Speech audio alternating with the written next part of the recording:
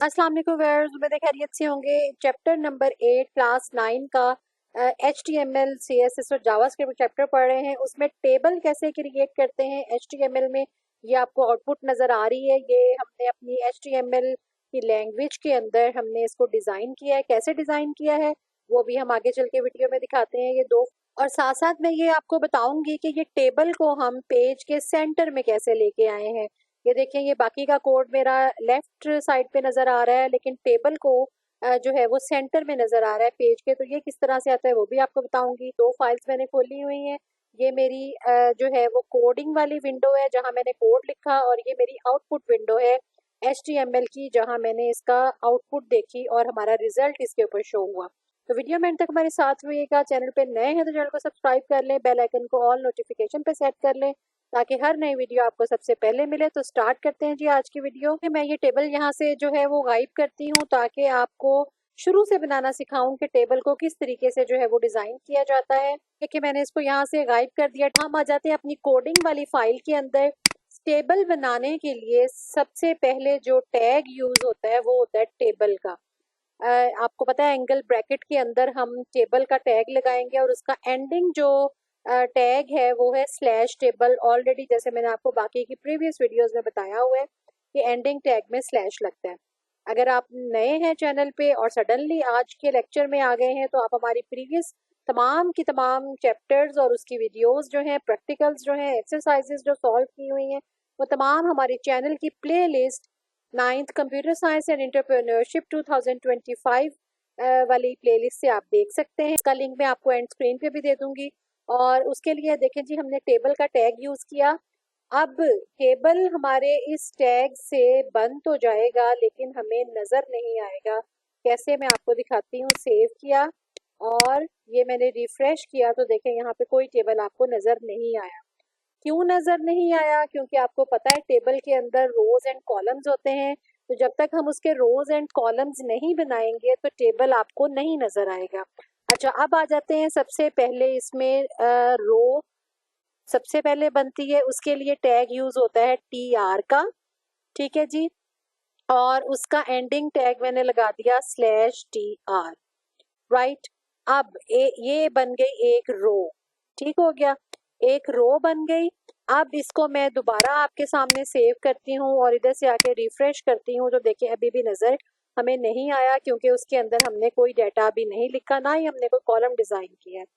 अब इसके अंदर मैं एक कॉलम बनाती हूँ। कॉलम बनाने के लिए आपको जो है टैग लगाना पड़ेगा TD का। TD यानी टेबल डाटा, और उसका एंडिंग टैग है /TD, राइट। और यहाँ पे मैं लिख देती हूँ जी हेडर 1 मैंने लिख दिया। और अब आप देखें, इसको मैं सेव करती हूँ। इसको मैंने किया सेव, इधर आई, यहाँ पे आके मैंने रिफ्रेश किया तो ये देखें ये हेडर 1 के नाम से यहाँ पे लिखा गया। अच्छा, अब आपके जहन में ये क्वेश्चन आएगा कि ये आपको टेबल की फॉर्म में तो नहीं नजर आ रहा। इसलिए टेबल की फॉर्म में कैसे होता है कि उसमें रोज एंड कॉलम्स होते हैं। तो उसके रोज एंड कॉलम देखें, एक रो और एक कॉलम तो मैंने बनाया, लेकिन अब आपको ये टेबल की फॉर्म में कैसे नजर आएगा? हमने यहाँ पे इसको लगाना पड़ेगा बॉर्डर का, इसका एट्रीब्यूट, ठीक है जी। बॉर्डर का एट्रीब्यूट लगाएंगे, डबल कोट्स के अंदर हम उसकी वैल्यू लिखेंगे। हमने 2 लिखी, राइट। सेव किया। टू क्यों लिखी ये भी मैं आपको बताती हूँ। और यहाँ पे आके रिफ्रेश किया तो ये देखें जी, इसका आपको बॉर्डर नजर आना शुरू हो गया। 2 से देखें आपको डबल नजर आ रहा है। अगर यहाँ मैं वैल्यू इसकी 1 करूंगी और सेव करूंगी और इधर आके रिफ्रेश किया तो ये देखें ये इसका थोड़ा जो है वो थिन हो गया। इसी तरह से वैल्यू जितनी आप बढ़ाते जाएंगे इसकी, वो आपकी फॉर एग्जांपल मैं यहाँ 10 लगा देती हूँ और उसका फिर आप इफेक्ट देखिएगा तो उसकी थिकनेस जो है ये देखें कैसी हो गई है। ये बॉर्डर की वैल्यू 10 से बनी है। ये देखें यहाँ जैसे मैंने टेबल और उसका एट्रीब्यूट लगाया बॉर्डर =10, राइट। तो ये मेरा ख्याल आपको बॉर्डर की समझ है। यहाँ मैं 2 भी कर देती हूँ फिलहाल। अच्छा, अब हमने क्या क्या करना है, एक ही रो के अंदर मैं यहाँ इसको कॉपी कर लेती हूँ और नीचे आई और इसको मैंने दूसरा कॉलम बना दिया हेडर 2, ठीक है जी। और इसी तरह से एक मैंने तीसरा कॉलम बना दिया हेडर 3, अब ये देखें एक रो के अंदर 3 कॉलम बन गए, टेबल डाटा, ये हेडर 1, ये भी टेबल डाटा, ये भी टेबल डाटा। अब मैं इसको करती हूँ सेव और इधर आके मैं इसको करती हूँ रिफ्रेश। तो ये देखें ये हेडर 1, हेडर 2 और हेडर 3। अब एक रो के 3 कॉलम्स बन गए। अब इसी तरह से आपने जो अगर ज्यादा उसकी रोज और कॉलम्स बनाने हैं तो ये मैं पूरी की पूरी रो कॉपी करती हूँ और टेबल के एंड टैग से पहले मैं इसको पेस्ट कर देती हूँ यहाँ पे, और यहाँ पे मैं आपको जो है लगा देती हूँ टेक्स्ट और दूसरा लगा देती हूँ, टेबल टी डाटा 1। अब इसको मैंने कॉपी किया और यहाँ पे लगा दिया टी डाटा 2 और यहाँ पे लगा दिया टी डाटा 3। ठीक है जी। अब 2 रोज और 2 कॉलम्स बन गए। एक रो में इसकी और क्रिएट कर लेती हूँ, कॉपी किया और टेबल के एंडिंग टैग से पहले जो है वो एक तीसरी रो और बना दी।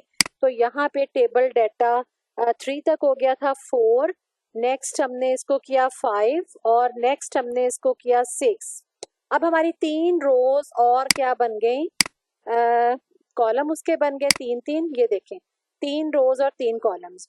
अब ये देखिए इसकी पहली जो रो है इसके जो जितने भी कॉलम्स हैं उसको बेसिकली टेबल बनाने का मकसद हमारा क्या होता है कि हम उसके कॉलम्स में कॉलम्स की हेडिंग लगाएं और फिर नीचे उसका डाटा फिल लो। फर्ज करें यहाँ हमने इसको नेम दे दिया, यहाँ क्लास दे दी, यहाँ सेक्शन दे दिया, नीचे बच्चों का डाटा जो है अगर हम स्कूल का रिकॉर्ड बना रहे हैं, अगर हम पेशेंट का बना रहे हैं तो यहाँ पे हमने पेशेंट आईडी दे दिया, पेशेंट नेम दे दिया और उसका तीसरा एट्रीब्यूट कोई भी फोन नंबर वगैरह दे दें तो नीचे तमाम पेशेंट्स का डाटा आ जाएगा। तो ये अब जाहिर है इसमें कोई डिफरेंस तो होना चाहिए क्योंकि जो इसकी हेडिंग्स होती हैं वो थोड़ी बोल्ड होती हैं और बाकी डाटा से सेपरेट नजर आ रही होती हैं, प्रोमिनेंट होती हैं। तो वो बनाने के लिए आपको क्या करना पड़ेगा, यहाँ पे जो भी आपका कॉलम्स होंगे हेडिंग वाले वहां पे टी डी की जगह आपने लगाना है टी एच, यानी के टेबल हेडिंग। ठीक है जी। अब ये तीनों कॉलम्स हमारे चूंकि टेबल हेडिंग के हैं तो यहाँ पे मैंने सब में जो है वो चेंज कर दिया टेबल हेडिंग। अभी हमारा जो है वो रहता है कि इसको टेबल को सेंटर में कैसे लेके आना है, इसलिए आपने वीडियो जो है वो स्किप नहीं करनी। ये मैंने सेव किया यहाँ पे। अभी ये देखें आपको दोबारा दिखा दूँ, ये अभी इफेक्ट सेम डाटा उसमें लिखा आ रहा है। अभी मैं इसको रिफ्रेश करूंगी तो ये देखें ये जो उसकी हेडिंग्स हैं वो प्रोमिनेंट हो गई और डाटा उसके अंदर जो है वो आपको नजर आ रहा है कि डिफरेंस है उसका, वो बोल्ड नहीं है और थोड़ी सी छोटी उसके अंदर राइटिंग के अंदर है। अच्छा जी, अब आ जाए कि आपने टेबल को लेके कैसे आना है सेंटर में। तो हम क्या करेंगे, ये चूंकि टेबल की प्रॉपर्टी है तो हम टेबल वाले टैब में आएंगे, टैग में, और यहाँ पे हम लिखेंगे align. Align is equal to double quote के अंदर हम लिख देंगे जी सेंटर, राइट। और फिर हमने इसको सेव किया और ये मैं स्क्रीन बड़ी कर लूँ ताकि आपको उसका इफेक्ट नजर आए। ये जब मैं रिफ्रेश करूंगी तो आपका टेबल जो है वो पेज के सेंटर में आ जाएगा। ये देखिए जैसे ही मैंने रिफ्रेश किया आपका टेबल जो है वो पेज के सेंटर में आ गया। आपको बताती चलूं कि ये देखें आपको कुछ टेबल्स में इस तरीके से नजर आ रहा होता है। अब ये वाली रो जो है ये पूरी की पूरी एक कॉलम है। अब टोटल हालांकि इस टेबल में 3-3 कॉलम्स हैं लेकिन इस रो में जो है ये 2 रोज आपस में जो है वो मर्ज हुई हुई है, जैसे हम वर्ड में भी करते हैं मर्ज, और इसमें 3 कॉलम्स आपस में मर्ज हुए। तो ये कैसे होते हैं ये भी मैं आपको बताती हूँ। जो है वो मैंने दोबारा ओपन कर लिया आउटपुट विंडो वाला। इधर आए, इस काम के लिए आपने क्या करना है, जिस भी फर्ज किया कि हमने जो है वो इस टेबल डाटा 2 और टेबल डाटा 3 वाले 2 कॉलम्स को पहले मर्ज कर लेते हैं। तो ये कौन कौन सा है, टेबल डाटा 2 और टेबल डाटा 3, यानी इसको हमने मर्ज करना है। टेबल डाटा 3 नजर आना हमें बंद हो जाए तो हम क्या करेंगे, ये जो टेबल डाटा 2 है जिसको हमने मर्ज करना है 3 के साथ, उसके अंदर हम टी डी के अंदर आ जाएंगे और यहाँ लिखेंगे colspan is equal to, कितने हमने कॉलम्स मर्ज करने हैं, 2 करने हैं, तो हमने यहाँ पे 2 लिख दिया।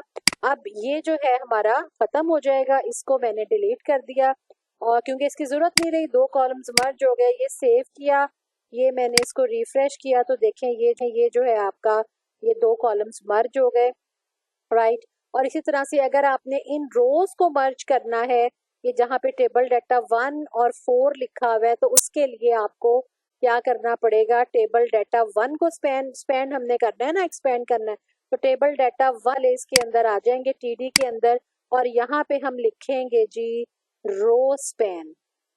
लिखना आपने टीडी के अंदर ही है, टीआर के अंदर आपने नहीं लिखना।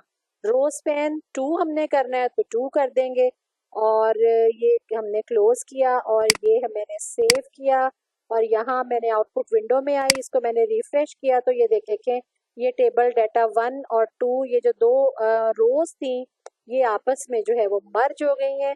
तो ये था जी आज का लेक्चर टेबल के बारे में कि किस तरीके से HTML में टेबल क्रिएट करते हैं, कॉल स्पैन कैसे करते हैं, रो स्पैन कैसे करते हैं।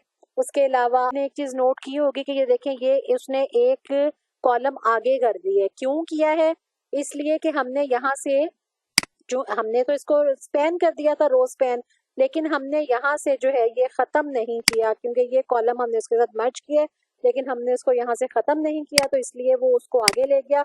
ये मैंने इसको सेव किया। अब मैं उसका इफेक्ट आपको दिखाऊं तो ये देखिए अब टेबल जो है वो पूरा एग्जैक्ट बन गया है, क्योंकि अब वो हमने ये कॉलम जो है यहाँ से खत्म किया तो वो उसने दोनों को मर्ज कर दिया।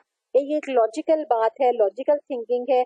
आप जैसे जैसे काम करेंगे तो उस हिसाब से आपको जो है वो समझ आती जाएगी। अगर आपको किसी भी स्टैक में कोई प्रॉब्लम है आप हमें कमेंट करके पूछ सकते हैं। उम्मीद है वीडियो पसंद आई होगी, पसंद आई हो तो लाइक करें, शेयर करें अपने फ्रेंड के साथ, और HTML का कंप्लीट ट्यूटोरियल लेने के लिए हमारे चैनल की playlist 9th computer science and entrepreneurship के फोल्डर में देखें, प्लेलिस्ट में देखें, अपने फ्रेंड के साथ शेयर करना बिल्कुल मत भूलिएगा।